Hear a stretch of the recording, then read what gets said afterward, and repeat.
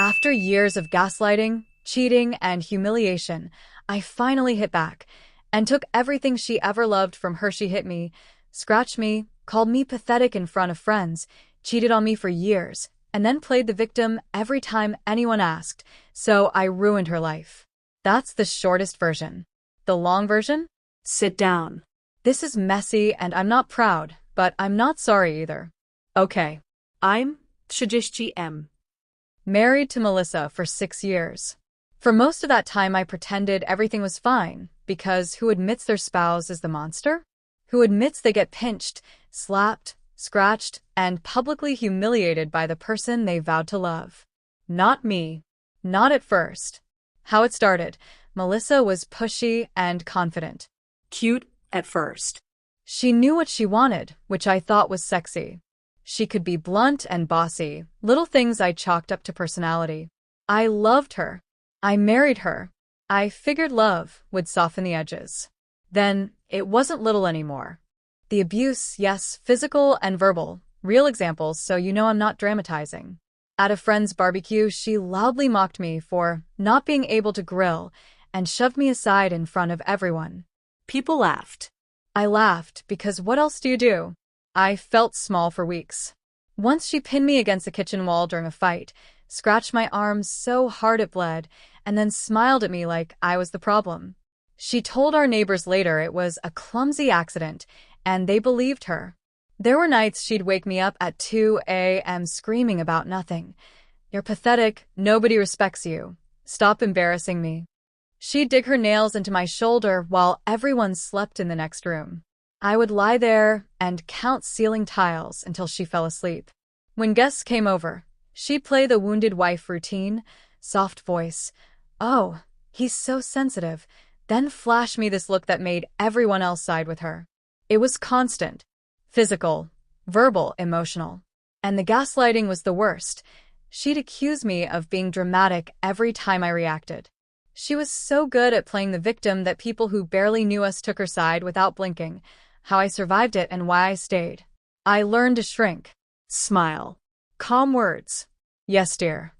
I hid bruises with long sleeves, lied about what happened, and made excuses. I told myself, this is just stress. She's stressed. It'll pass. I rationalized. I tried therapy alone. I begged. Nothing changed. The worst part? I started to believe the things she said about me. 2 reasons I married her. 1, I loved the early version of her. 2, I thought commitment would fix it. Big, stupid, obvious mistake. The tipping point, finding out she cheated. I didn't suspect. Or maybe I did, but I didn't want to suspect. Then one afternoon I saw a thread of messages on her laptop. A picture, a hotel name, explicit messages. Not a one-night mistake. A months-long affair. He was someone from her work trip. She told me the trip was solo networking. She lied so cleanly. I left the house without confrontation. I walked around the neighborhood for an hour, felt like my chest would explode. I didn't want to make a scene. I wanted to think. I wanted to breathe. She didn't know I knew. She was curled up on the couch with her phone, probably texting him, probably smug. Walking away that day was the only sane thing I'd done in years, the plan, not petty, theatrical. After I left, I didn't call the cops, I didn't do anything illegal, but I also didn't crawl back. I cooled off. I got quiet. For weeks I collected receipts, screenshots, saved voicemails, copies of messages, every humiliating voicemail and the texts where she framed me to friends as delicate or unstable.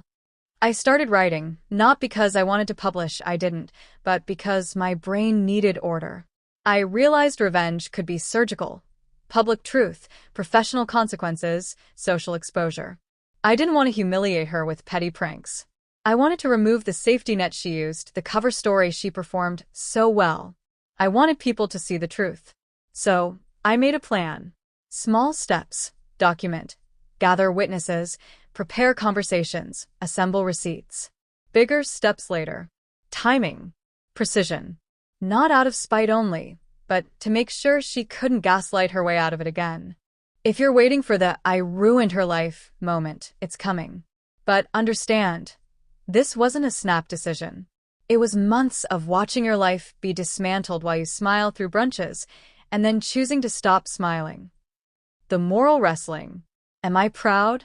Not entirely. Part of me is proud I took control. Part of me is terrified of who I became in the planning. I ask myself every night, am I morally gray now? Did I cross a line? But remembering the nights she held me down and laughed, that memory justified everything in my mind. I also had this perverse clarity. When you are gaslit, your reality is stolen. You have to take it back by any legal, moral means left to you. She'd built an empire of sympathy. I decided to dismantle it. Where we are now. End of part 1. I haven't published everything publicly. I started with one move. I sent selective screenshots and messages to a few people who mattered. Mutual friends, her mother, carefully, her boss, accidentally on purpose. I watched as the small ripples became waves. People started asking questions. She grew angry and doubled down on playing the victim. I moved out that week. Not dramatic. I quietly packed what I could and checked into a friend's spare room. I wasn't hiding, I was buying time. Right now I'm mid-plan. I still have things to do. I still hesitate at night and wonder if I'm turning into what I hate. But I also sleep better.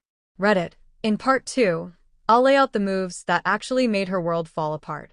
I'll describe how people reacted, some with disbelief, some with shame, how her job started to wobble, and how she tried to spin it back. It gets messy, public, and cathartic. If you're still here, ask me anything. I'll post receipts when it's safe. I'm not asking you to cheer for cruelty, just understand what desperation can make a person do. I'm still figuring out whether revenge fixed me, or just changed the version of me that hurts. Okay. Quick recap for anyone who missed part 1.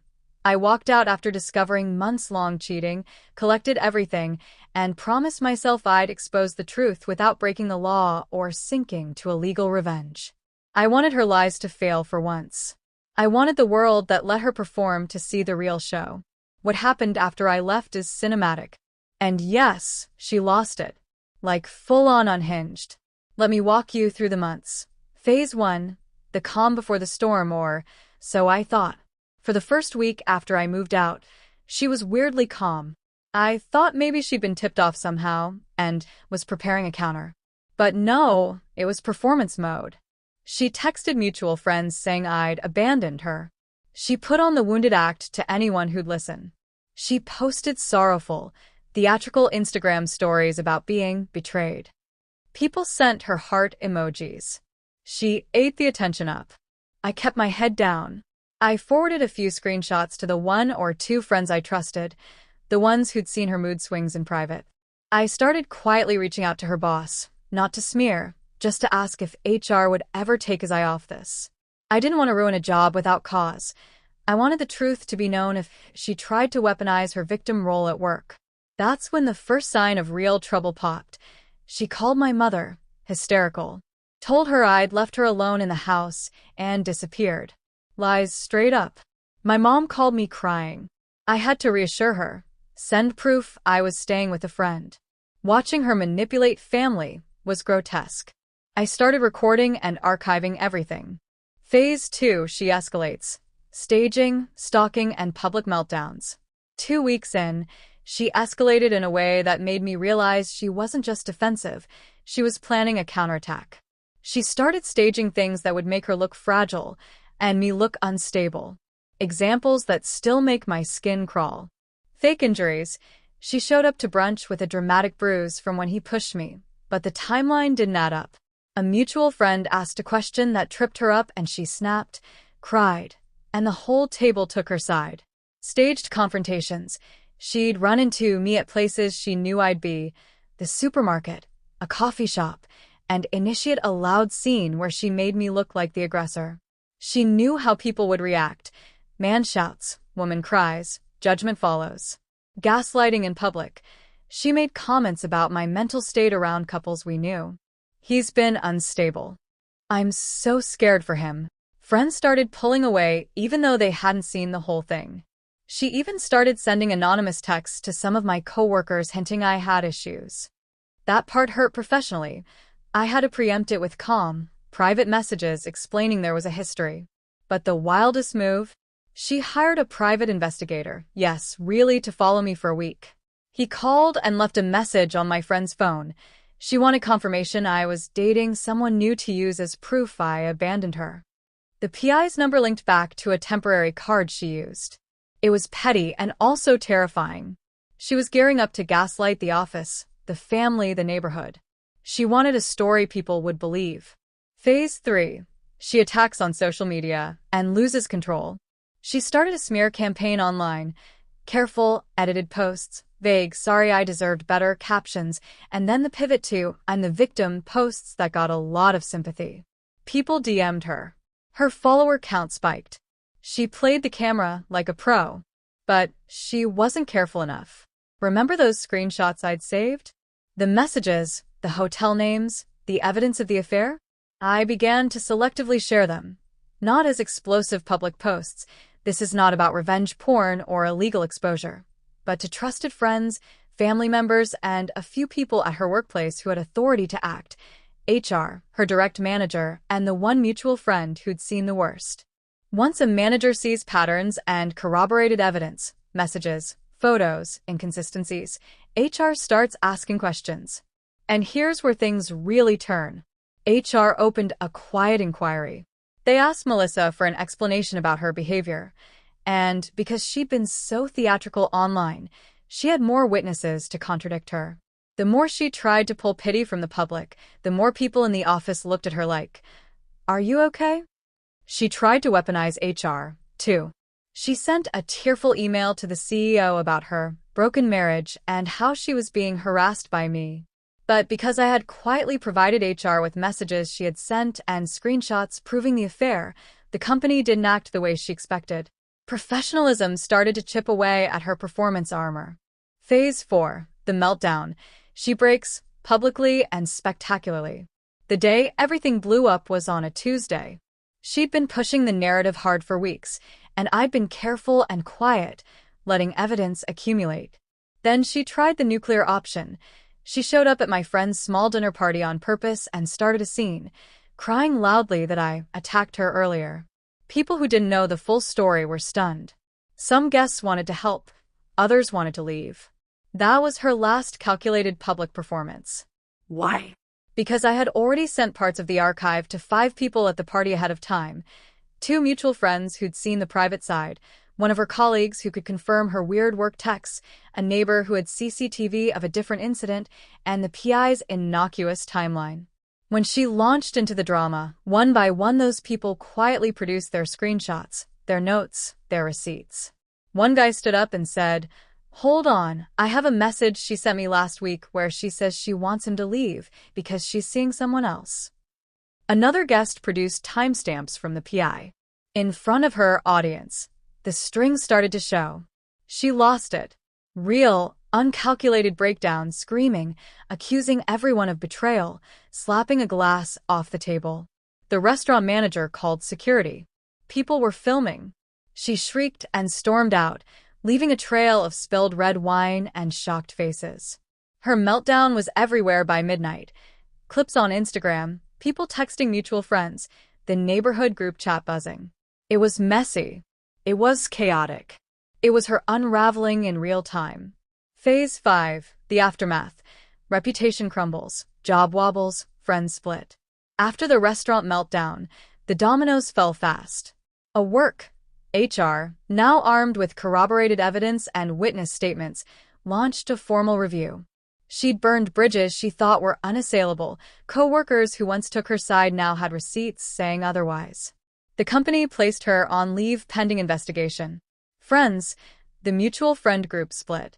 Some defended her at first, then slowly realized the pattern. Others were silent, embarrassed they'd been manipulated. Her calls to save face evaporated into awkward silence. Family, her mother called, confused by everything she'd seen online versus what others were saying. The tightly knit family that used to join dinners started asking pointed questions. Some relatives stopped answering her calls. The public, clips of her meltdown were everywhere. People who'd seen only her Instagram stories had to reconcile the performative pity posts with footage of her screaming and throwing a plate. Her pity machine faltered. It felt almost surgical watching it happen. Not because I was cruel, okay, partly, but because I'd been the victim of that act for years. So watching the mask slip off in slow motion felt like justice. She kept trying to stitch it back. She posted longer explanations, tearful videos, my truth essays. But the receipts existed, literal messages, witnesses, a pattern. The she's insane moments, the stuff that made people realize she wasn't just hurt, she was unhinged. You asked me to make her sound insane. Here's the catalog. Phone harassment. She called everyone we'd ever known at all hours, exes, old coworkers, even the guy who fixed our boiler 2 years ago, leaving rambling voicemails about how I'd betrayed her. People were creeped out. Public stalking. She started showing up to places she thought I'd be, not politely. She'd stand outside my friend's building for hours until I left, then confront me like a soap opera villain. Desperate smears. She created a private Instagram to DM screenshots to my colleagues, screenshots of my panic attack texts out of context, edited to look manipulative. One colleague almost believed it. I had to walk into HR and calmly explain the context. Self-sabotage. She staged being hurt and then sent herself flowers from anonymous accounts to bolster the drama. I have the receipts. Violent theatrics. At one point, she smashed a picture frame in the kitchen, then posted a photo with a jagged glass and captioned, "He did this. I can't take it anymore." People who knew us were disgusted. Hiring a lawyer to threaten me with defamation. That was when I realized she was truly losing touch with reality. She wasn't building a case. She was trying to intimidate me into silence. I forwarded the threats to my lawyer and HR. Her lawyer sent a letter, but it was gaslight-heavy and full of self-victimizing language. The legal route fizzled because the evidence was on my side. People stopped taking her at face value. She went from charismatic manipulator to frantic, screaming, calling, and lashing out person in the span of weeks. My feelings, not exactly triumph, but relief. I'm not going to crow about a champagne bubbly I got her moment. There were nights I lay awake and thought, what did this do to me? I'd see her please on social media and occasionally feel a twinge of sympathy, then remember the time she spat on me or showed me off like a joke.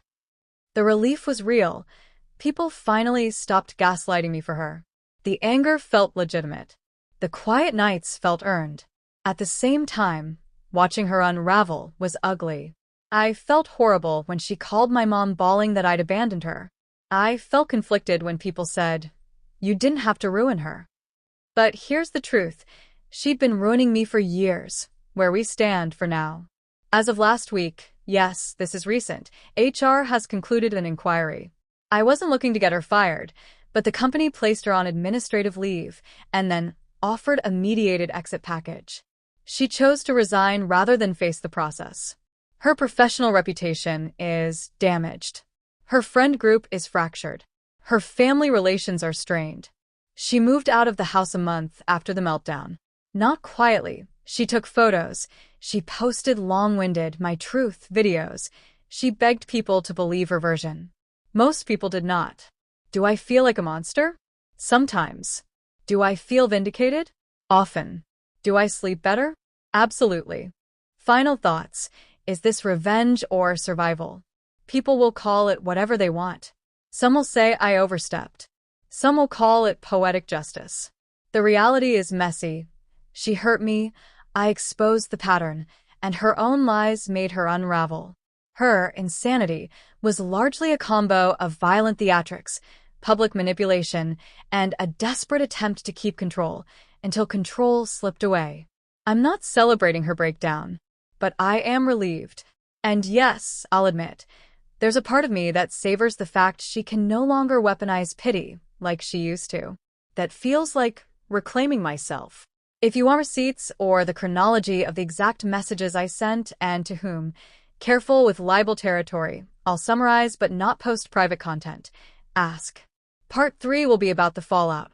What changed for me? Therapy, moving on, dating, how people who sided with her reacted, and the messy ways she tried to come back and failed.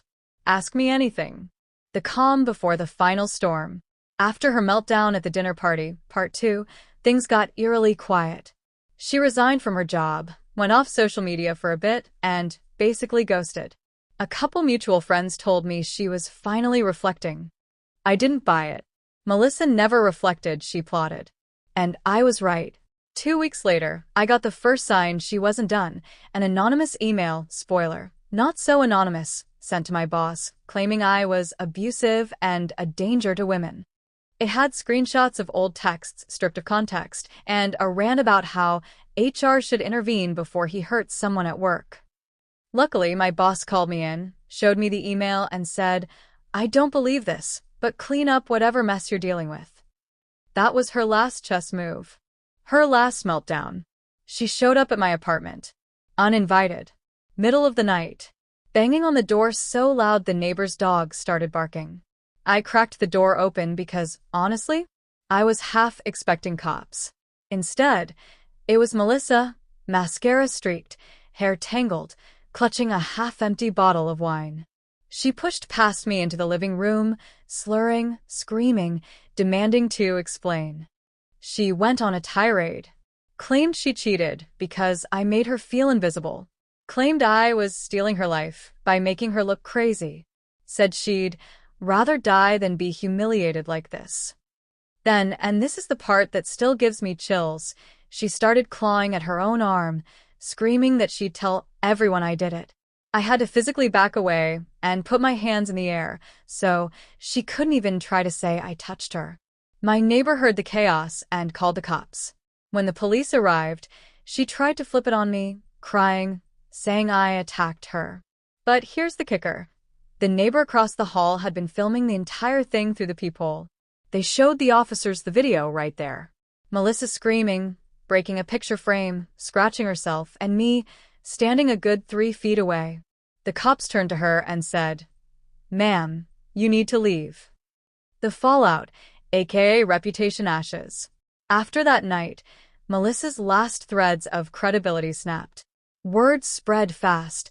Friends stopped replying. Her family finally admitted she needed help, and even her mom apologized to me privately for ever believing her. The video from the hallway? It got passed around our friend group. Everyone who doubted me saw her literally staging abuse in real time. Her entire "I'm the victim" narrative collapsed overnight. She moved back in with her parents out of state, deleted all her socials, quit her job officially instead of trying to rebrand. Last I heard, she's in therapy, or at least that's what she told one of her cousins. My revenge? Here's the thing. I didn't lift a finger. I didn't key her car, didn't blast her online, didn't scream back. I just held onto the receipts and let her perform herself into a corner. She wanted to ruin me, but her obsession with controlling the story made her unravel. The revenge was watching her face when the cops saw the video. That moment where she realized the act was over, that was the payoff. Final thoughts. Melissa thought she could scratch, hit, scream, cheat, and humiliate me forever, without consequences. But when the mask slipped, the world finally saw what I'd been living with. Do I feel proud? Not exactly. Do I feel free? Yes. For the first time in years, I don't wake up bracing myself for a slap, a scream, or a lie. And honestly, that's the best revenge there is. Final question for Reddit. Was I too passive? Should I have gone scorched earth back when she first cheated? Or did letting her destroy herself actually make the ending more satisfying? Because watching her spiral was brutal, but also the closure I needed. Okay, quick update because a few friends asked, and honestly I needed to close the tab on this story for myself. It's been about 6 months since the door knock meltdown. Melissa? She moved back in with her parents. She tried a couple of half-baked My Truth posts, but they fizzled. People had seen the video, HR had notes, and most of her audience stopped buying the act. I heard through a cousin she's in therapy now. I don't celebrate it, but if she's actually getting help, that's better than the alternative. Me? I started therapy too. This whole thing left scars that weren't just physical. I'm sleeping without that tight, waiting for the next thing anxiety. I moved into a small place that feels like mine. I'm seeing a therapist once a week. I cook actual meals that are not microwaved stress food, and I'm learning how to trust myself again. Dating? Not seriously. A few coffees, a couple of ridiculous bar dates. I laugh about dumb stuff, flirt like a disaster, and then go home and read a book. It's weirdly nice. I'm rebuilding the idea that someone can like me without a dramatic performance attached. Final note. I don't feel triumphant anymore, just relieved. I reclaimed my life. That was the point. If you're in anything like what I was in, please get help, document, and get safe. Seriously.